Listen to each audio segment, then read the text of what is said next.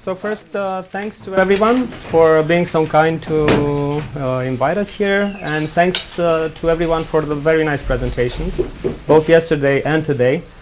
I really want to have a game like that, but we'll see how we can negotiate on that.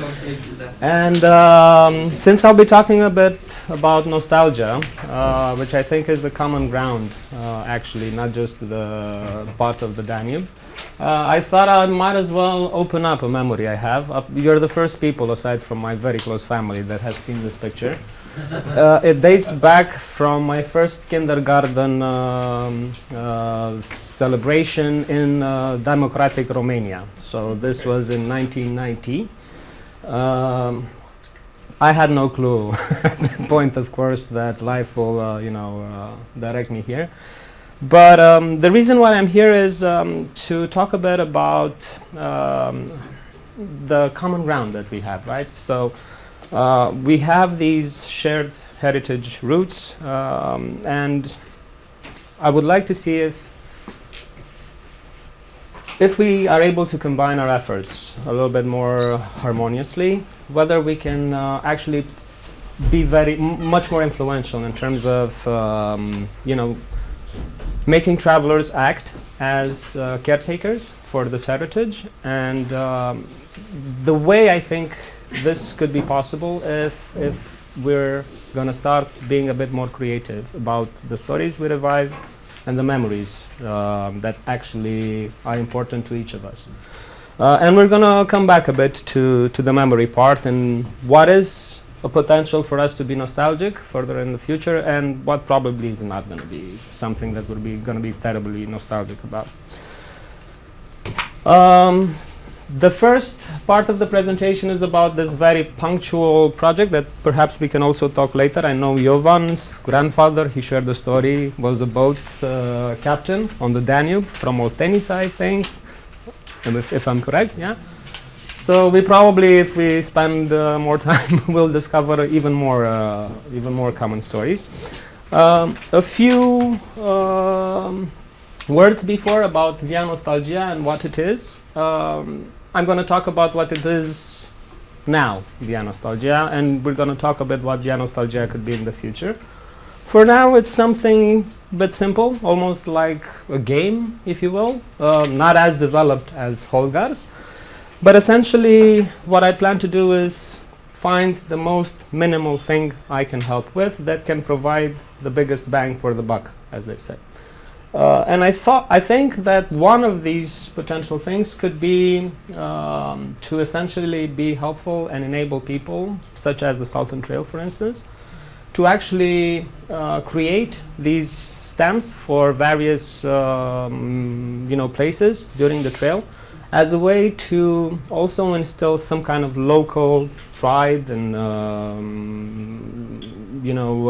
inclusion by the local communities, but also at the end of the day as a vehicle for remembering certain experiences, certain moments with friends, with other travelers, and so on. So I'm basically here to build a coalition of nostalgics, if that doesn't sound too crazy. And the reason why I want to do this, and hopefully you'll allow me to crack a potentially absurd joke, but don't you guys feel like they don't build nostalgia like they used to anymore?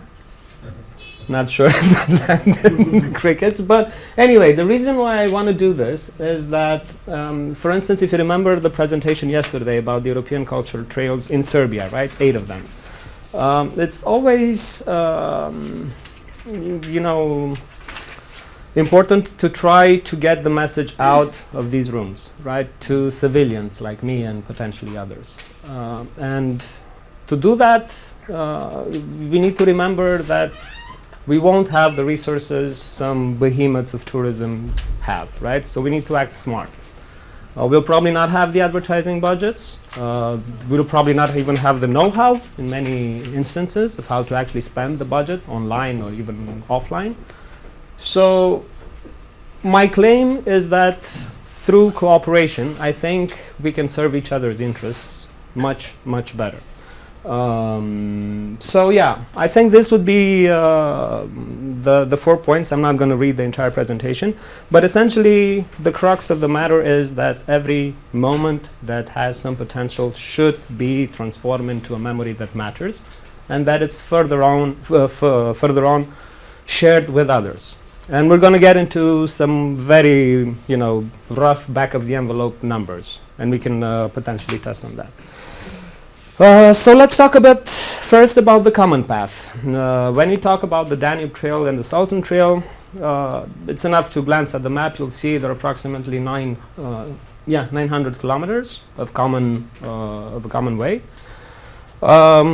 All sorts of cities, ranging from Vienna to south of Belgrade, I suppose. 4 countries, 4 capitals, and quite a few mayors one would need to talk to if they're very keen on involving the local authorities.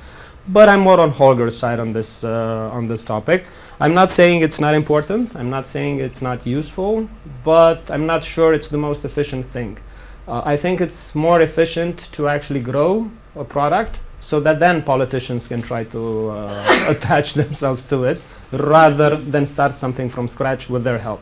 Because it's always a matter of, the next election cycle, things can change, so on and so forth.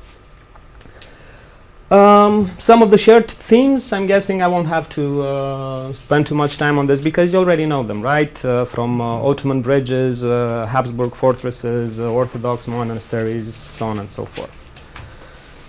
So let's crunch some numbers. So for the interest of time, I did this at home. If you actually compute sounds very complex. Essentially, we have, I think, 49 European cultural trails which are accredited at this moment. Not all of them have a very powerful social media presence. I think the biggest account belongs to El Camino de Santiago, but that's still under 100,000, which is essentially peanuts. However, don't get fooled by just the number of followers, because every follower, if they share, if they get tagged, stuff like that, you could potentially be seen by their followers as well. So there's a trickle-down kind of effect, right? An amplifying effect, if I may. So yeah, some small numbers. I think we can easily reach 1.4 million. I think if this sounds big, this is a relative lower estimate.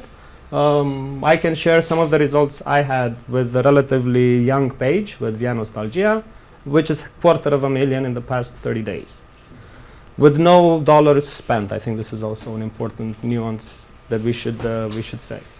Also, remember, I'm terrible at names from yesterday's presentation, so I'll just mention the ideas.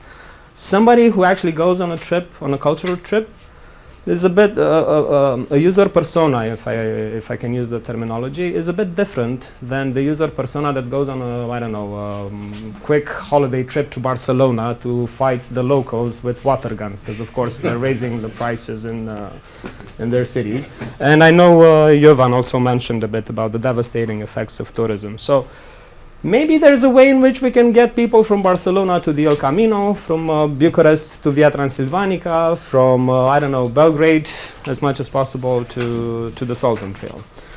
Facebook might be a bit not as great lately. I won't get into the nitty-gritty details about algorithms, edge ranks, and so on. But it's probably also something to consider, so you need everything you can use. And this is something I just took out of the hat, the 250K, because this is not public data I can get to. But I'm assuming a rather important chunk of that could be the El Camino newsletter. I'm assuming if you compound with, maybe 10K per trail, you should get there, even if you account for various variances. So yeah, I guess what I would like you to take out of this is not just the numbers, but the essence that every shared photo essentially is an opportunity for promotion. But you could also use the cultural diplomacy terms if you don't like the advertising, side of things. And now I think this is actually a beast called Cthulhu from an H.P. Lovecraft story. And yeah, I think that like maybe we can do a raise of hands. Does any of you think that you'll ever be nostalgic about the service Booking.com? Please raise your hands now. It makes me nostalgic, but not because.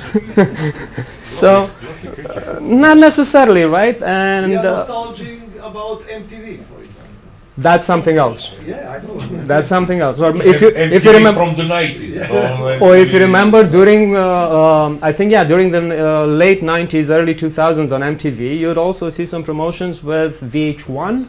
All these, but I don't know how they actually called it. But yeah, so I seriously doubt that this will be a point of nostalgia anytime in the future, and doesn't necessarily have to be just Booking.com, replace whatever name there. The problem I specifically have with them, although I understand that you need to cater for insurances, for all sorts of problems, but essentially this is a company which was born in Amsterdam, a bit more than 20 years ago. Always the Dutch. I'm sorry. If not, it's always something with Ronald Reagan. I'm about to say Donald Reagan, but maybe that's a Freudian slip. Yeah. So Donald Reagan, yeah, with the liberalization. Those 80s, I guess, kind of like ruined us all, but we were just figuring it out. So what they actually advertise is that they actually take 15 to 25%. But I can personally show you places I personally know on the map where they take more than that. Sometimes all the way up to 50%. It's terrible, right? And it tends to be more terrible. Have you noticed if those people or those beds and breakfasts are in a rural area rather than in a city where they might have some other options? So I think this is a bit of a form of economic bullying, and this is why that explains Cthulhu, I suppose. And let's crunch some numbers. Remember like the whole scandal at the beginning of the year with USAID actually I think is the pronunciation. The crux of the matter was a budget. I won't go into the nuances of that, but the crux of the matter was that they were spending a budget of roughly 40-something billion a year. And people, whatever, on the other side of the aisle claimed that, okay, this is not okay, we should save the money, balance the budget, so on and so forth. However, if you read the 10K form that every publicly listed company needs to publish at the end of the year, and you check out the Booking.com numbers, you'll find out that if you could convince Booking.com, if you could like just beg them and ask them, please be nice, and they would actually agree to that and would take their fees to lower than 10%, you know how much that would account to? It's roughly, more than the USA, the budget, or what it used to be up until Musk and Dodge and whatever, right? So we should ask them, but I don't think they're listening. I think we should build something else. Sure, in Europe, I know of the case, but yeah, like what's probably going to be a bit more convincing is going to be some competition. I think that's usually the case. So let's talk a bit about that. What Via Nostalgia wants to be in the future. So not just these stamps and passports and journals that we have now. And I can share some of them. We have some prototypes here if you guys want to check them out. But essentially is a new product that I think can be built in the year of 2025 with far less investment than was required 25 years ago in Amsterdam when Booking.com started. Because we live in a different world. Not just 25 years ago, but like since 3 years ago, not sure if people fully understand it and realize it, but the world has fundamentally changed. You essentially can hire for $20 an army of assistants. That's an OpenAI ChatGPT account, but there's more. There's Grok, there's Claude, there's so many. There's automation, there's agentic workflows, all sorts of stuff that I fear are not accessible at the present time for gatherings like this. And I think Via Nostalgia may help. It's going to be some time before we actually start building it. How are we on time? Ish? Okay. There's just a few more slides. Sure. The idea is that I would like to avoid the path that people usually take, which is creating a prototype, finding investors, pre-seed, and going through the loops of Series A till who knows. Because I think that will only create a Booking.com too. because you're gonna have to fight investor pressure. We're gonna end up there. Maybe it might be slightly better for all of us, but it's not gonna, it's not gonna be a change maker. So before I actually start building the product, I want to build a community, which, funny enough, is actually what they speak at these software product conferences. No, build the product with the community, not at the community. But nobody actually ever gets to do it. And this is one of those rare opportunities in which somebody has a small chance to actually create software that can improve lives and leave money in local communities, but not in a secluded, hermetic bubble outside of the communities and outside of the main stakeholders and interest groups. So, to come back to the Danube Trail, because I know the Sultan Trail only has a few stamps and those are in Turkey, I think Via Nostalgia is, the first steps that we can help with is going to be to essentially provide the free designs for the remaining localities, and we're probably going to work together in the next weeks to produce them. And then I'm going to rely on the Sultan Trail volunteers to actually make sure those physical stamps end up in the communities. If possible, there's some PR media coverage of that, because it's a gesture that can be accompanied with, I don't know, some local celebrity, some former person that used to be there. You can make a story out of that. I'm sure that Master of Improvisation will immediately figure something out. Busted. No worries, busted. So yeah, there's 1,200 villages approximately, 90 cities, quite some work to do, but I think we can accelerate slow tourism, if I may sound so contradictory. Some of the company we keep, it shocked me with the Iron Curtain thing, the 10,400. I thought I made a mistake first, but then I double checked, and it kind of like depends on who you ask. So bear with me. Consider that the Danube Trail has 2,800, Sultan Trail is also kind of big. And I'm also of the opinion that we should not be very restrictive to the people who can actually go and embark on such adventures, because I think I only had a 3 weeks holiday in my life, one. I hope to live much longer so I can have many more opportunities, but odds are not a lot of folks will be able to afford, not just in terms of money, but the time. It's work, there's families, there's kids, there's life, it's complex. But nobody says you cannot do the Sultan Trail in 10 consecutive years, in 10 different segments, and they don't even need to be, following one after the other, because that's not how memory works, that's not linear. So you're not confined by that. Imagination is the only limit. So yeah, I guess I kind of like spoiled the the last slide with concretely what do I want to help with this, and it doesn't necessarily has to be restricted to the Sultan Trail, because I didn't really have a lot of ideas about the Via Ignatia and all the other like, for instance, I'm gonna go in my Nikola Tesla first visit tomorrow in Belgrade. I'm going to start with the museum, and that's going to be it for now. But this probably is going to stay with me, the memory. And who knows, you might be finding me on a Nikola Tesla trail sometime in the future as well. So I guess that's it. Thank you. So much. Thank you. And you can find us on Instagram. The website is still not officially launched, but you'll find out about it. Thank you so much. Cezar.